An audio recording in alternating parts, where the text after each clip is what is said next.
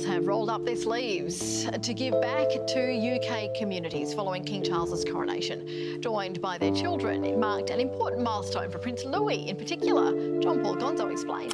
The world has once again taken notice of Buckingham Palace. Prince Louis, the youngest child of Prince William and Princess Catherine, has been in the news nearly since his birth. Growing up in such a well-known household must be difficult. How do they reconcile centuries of royal heritage with being a child? And how does the palace handle the difficulties that accompany that particular way of life? Come along as we see why Prince Louis is making headlines once more. The quiet of the palace is broken. The British royal family was still in the news in 2025, but there were no major pronouncements or unexpected crises. Rather, it concentrated on actual events that the people closely watched, such as health updates and family life. These events highlighted the royals' attempts to strike a balance between their responsibilities and their privacy, while also revealing their human side. In April 2025, Prince Louis, the youngest child of the Prince and Princess of Wales, celebrated his 7th birthday. He has missing front teeth in a birthday photo that Kensington Palace posted. He laughed and played in a brief behind-the-scenes video that was shared on social media, demonstrating the simple allure of youth. This moment, the thrill of growing up, losing baby teeth, and celebrating tiny victories with family were all very relatable to parents. It served as a reminder that everyone experiences happy, straightforward moments, including royal children. In the meantime, the palace kept the people informed on King Charles III's health, which had been a source of worry. In February 2024, while undergoing examinations for another ailment, Charles received a cancer diagnosis. Buckingham Palace has since released announcements regarding his care on a regular basis and recuperation. The palace announced in late March 1925 that the monarch had been temporarily hospitalized for monitoring due to treatment-related ill effects. Public appearances were briefly postponed as a result. Anyone dealing with major health conditions is familiar with these kinds of modifications. Even grown-ups with hectic schedules occasionally require rest and medical attention in order to carry out their duties in a safe manner. Charles continued to do public obligations whenever it was medically feasible despite his advanced age and treatment. He participated in charitable endeavors, went to events, and made appearances to spread the word about cancer. He gave a rare personal speech on the Stand Up to Cancer broadcast in the middle of December 2025. He clarified that because his therapy was effective, his treatment program would be shortened in the upcoming year. By disseminating this information, he not only educated the public, but also promoted routine cancer tests, highlighting the fact that an early diagnosis can save lives. His message was both inspirational and relevant because it was uncommon for a monarch to talk directly about health issues. Catherine, the Princess of Wales, was recuperating from her own medical journey at the same time. After receiving a cancer diagnosis in 2024, she was said to be in remission by the beginning of 2025. Both the public and the family were relieved by this. Additionally, Catherine and Prince William stressed the need to shield George, Charlotte, and Louis from invasive media attention. Their remarks demonstrated a deliberate attempt to strike a balance between family privacy and public obligations, a challenge that many parents have when attempting to protect their kids from stressful circumstances. The Wales family occasionally shared humorous, relatable, and intimate events throughout 2025. For example, their 2325 Christmas card included a picture of the family in the spring, along with holiday wishes from William, Catherine, and their offspring. This was extensively shared on social media, demonstrating that royal families value family customs and festivities much like regular families. Every now and again, Prince Louis made an appearance in the media in ordinary, everyday situations. He was shown in a December family lunch shot sporting a jumper that his older brother George had given him. The people were able to relate to the royal children because of this modest act. The practicality of passing garments between siblings is understood by parents worldwide, demonstrating that even royal children go through typical family life. Crucially, there were no confirmed remarks from the palace suggesting that Prince Louis experienced emotional or behavioral issues in 2025. Such an announcement was not reported by any reliable news sources. Instead, the public's attention was drawn to actual documented events. Catherine's recuperation, the king's continued medical care, and the family's attempts to maintain privacy while interacting with the public. These updates struck a chord because they blended humanity and honesty. Senior royals could be seen juggling obligations, raising kids, and dealing with severe health issues, all while exchanging relevant experiences. These moments, whether it was a birthday picture, a Christmas card, or a laid-back family lunch, showed that royals, like everyone else, encounter difficulties, commemorate achievements, and find happiness in daily life. In this sense, there were no spectacular crises or unexpected pronouncements in the British royal family's 2025 story. It was about real individuals navigating the highs and lows of life, taking care of their health, families, and public responsibilities, and sharing brief, genuine glimpses of their lives with an observing world.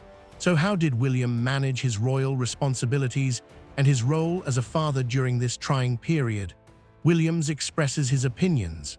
Prince William publicly discussed his family in 2025 from Kensington Palace, although Prince Louis's emotional status was not the main topic of discussion. Rather, William talked candidly about his family's struggles, with a very challenging few years, particularly in terms of family life and health. The scenario that did come to pass included actual, well-documented incidents involving Catherine, the Princess of Wales, and how her family changed their way of life when she encountered a major health issue. Catherine declared in March 2024 that she was receiving chemotherapy as a prophylactic measure for an unidentified type of cancer. She added that she and William had attempted to handle the problem in private in a way that was suitable for their kids, adding that the news was shocking. They focused on explaining things in a way that small children could comprehend while reassuring the kids that she would be all right. William has been candid about the emotional toll that year took on the entire family. In public appearances and interviews in 2025, he was stated that 2024 was one of the most difficult years of their lives since, within weeks of each other, his father, King Charles III, and his wife received cancer diagnoses. Following tests during an unrelated surgery, the king's diagnosis was first made public in early 2024, and he started treatment that same year. Catherine finished her chemotherapy between 2024 and 2025, and by the beginning of 2025, she had announced to the public that she was in remission. Her recuperation was ongoing, and like many persons recovering from severe therapy, her return to normal was gradual, according to courts and pundits. William underlined in his remarks that everything was going well and that Catherine was growing stronger every day.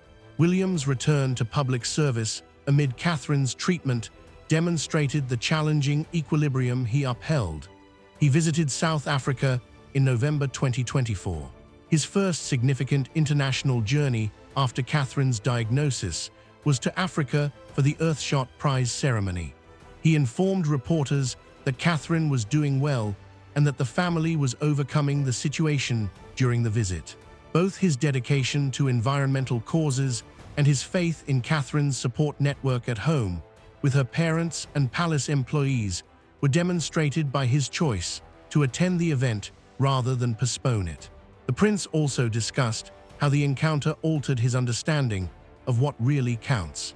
In multiple interviews conducted throughout 2025, he admitted that dealing with a serious sickness in the family had increased his appreciation for ordinary times and strengthened his resolve to protect his children from needless public pressure at such a sensitive period.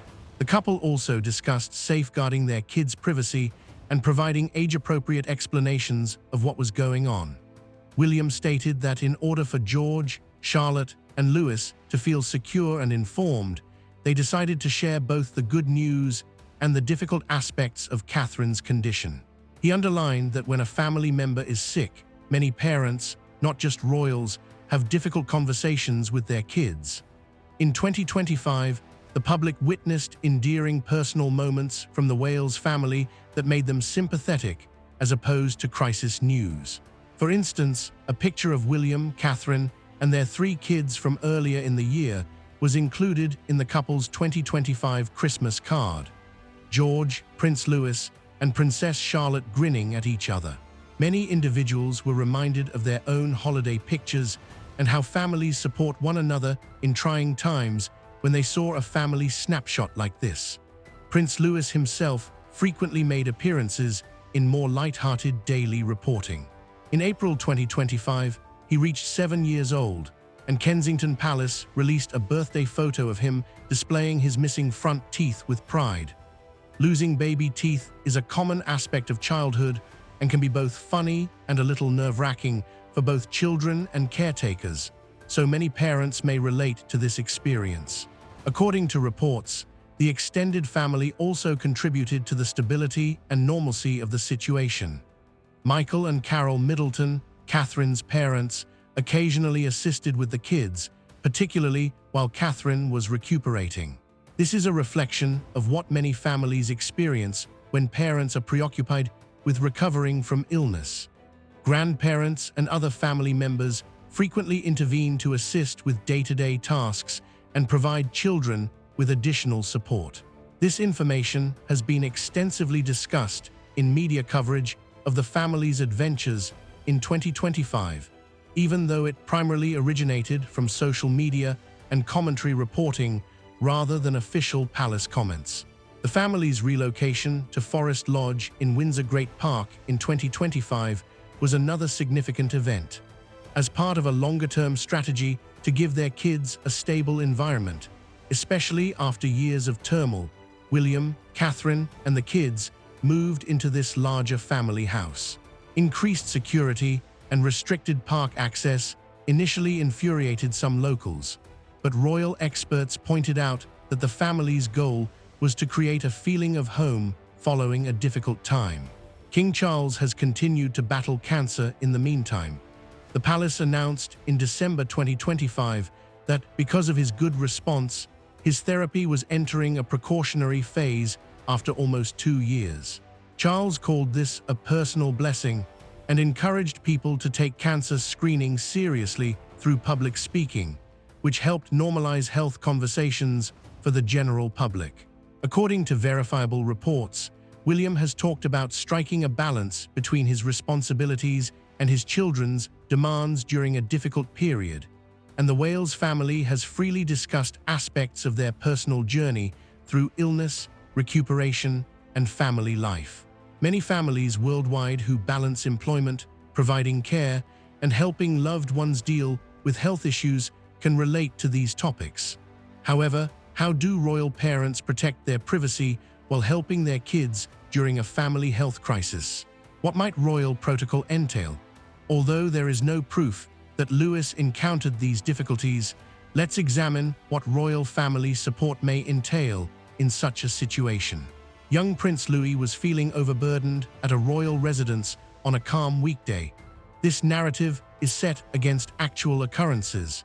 Prince William and Shaham's youngest child, Louis. In April 2025, Catherine, Princess of Wales, celebrated her 7th birthday while undergoing cancer treatment. Louis was reluctant to attend school.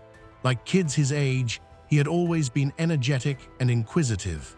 He had been enthusiastic on occasions like the Trooping the Colour Fly Past in June 2022. However, he felt abnormally quiet in this scenario, which mirrors how actual families observe subtle changes in a youngster when a parent has been very ill. The household had to modify schedules because Catherine needed to relax for months due to her chemotherapy and Tutti 24. William and Catherine right away realized that Louis needed a break from the stresses and routines. Although there aren't any concrete reports of him being pulled out of school, parents everywhere are aware that youngsters may require additional emotional assistance when a loved one is ill. They called a small, private family gathering to discuss comfort and care. The The family envisioned establishing a daily schedule centered on peaceful, predictable pursuits. Lewis assisted with minor domestic chores, such as watering plants and taking care of pets, in this fictional story. This is similar to how actual families frequently employ regulated play and duties to make kids feel safe and involved during stressful times. These activities provide kids a sense of achievement and are typically comparable to Lewis playing outside or going to school in real life. Silently, Catherine, who was still recuperating from her therapy, watched. William balanced his public responsibilities by participating in humanitarian events and campaigns for causes like environmental preservation and mental health awareness. William did, in fact, meticulously uphold his royal duties, making sure that his work and personal life were balanced. Princess Anne intervened as well to provide more assistance. She gives Lewis room to explore, play, and recover self-assurance, mimicking the assistance provided by extended family in actual homes when parents are recuperating or busy.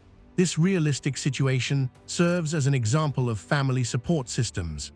Louis spends his days outdoors, exploring gardens, learning about animals, and watching plants flourish. These straightforward encounters help kids rediscover their curiosity and vitality, much like the youthful pleasures that any family promotes. He eventually starts to laugh, play, and ask questions. Wearing clothing that his older brother, George, had given him, Prince Louis made an appearance before the media, demonstrating the practical side of royal life. Louis gradually re-engages with his surroundings. Despite minor setbacks, quiet mornings, and hesitant moments, he is able to restore his enthusiasm and interest thanks to family support, consistent care, and relaxing, yet organized routines. Progress is slow and erratic, just like with any youngster. Royal families have traditionally had trouble striking a balance between their personal lives and their public responsibilities. What is the outcome of this tension? In the past, how mental health has been addressed by royal families. In the past, the royal family has dealt with mental health issues and family stress in highly visible roles. For instance, Princess Margaret, the younger sister of Queen Elizabeth II, suffered from anxiety and depression, which were frequently made worse by the demands of public life in the 1950s and 1960s. Throughout royal history, mental health issues were rarely mentioned in public, putting both adults and children under close observation. In a similar vein, when raising Prince William and Prince Harry, Princess Diana dealt with well-documented mental health issues like depression and panic attacks, which influenced how they received emotional support and family care. These instances demonstrate how civic obligation and personal emotional needs can conflict. As this chapter quietly closes, one truth becomes impossible to ignore. Behind palace gates and royal titles are families facing the same fears, hopes, and fragile moments as everyone else. The story of Prince Louis is not one of scandal or crisis, but of childhood unfolding under extraordinary circumstances, where missing teeth, hand-me-down sweaters, and shy smiles carry far more meaning than headlines ever could. For Prince William and Princess Catherine, the past few years have tested the very foundation of family life. Serious illness, public duty, and relentless attention collided at once. Yet instead of spectacle, what the world witnessed was restraint, a deliberate choice to prioritize healing, honesty, and protection. In doing so, they offered a rare glimpse into how resilience is built quietly, not announced loudly. Prince Louis's journey reminds us that children often absorb more than adults realize. When parents face uncertainty, children respond in their own subtle ways, sometimes through silence, sometimes through play, sometimes simply through needing reassurance. And it is within these quiet responses that true parenting is revealed, listening without panic, guiding without force, and allowing space to grow. The royal family's history shows us that mental and emotional well-being were once hidden, even ignored. Today, that legacy is slowly changing. Conversations once whispered are now spoken with care. Vulnerability is no longer weakness, it is responsibility. And perhaps that is the most important evolution taking place behind palace walls. There was no dramatic announcement in 2025, no shocking revelation.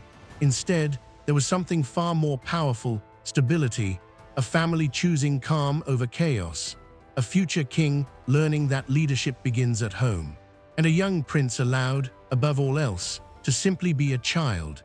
As the world continues to watch the monarchy evolve, one question remains worth reflecting on, not just for royals, but for families everywhere.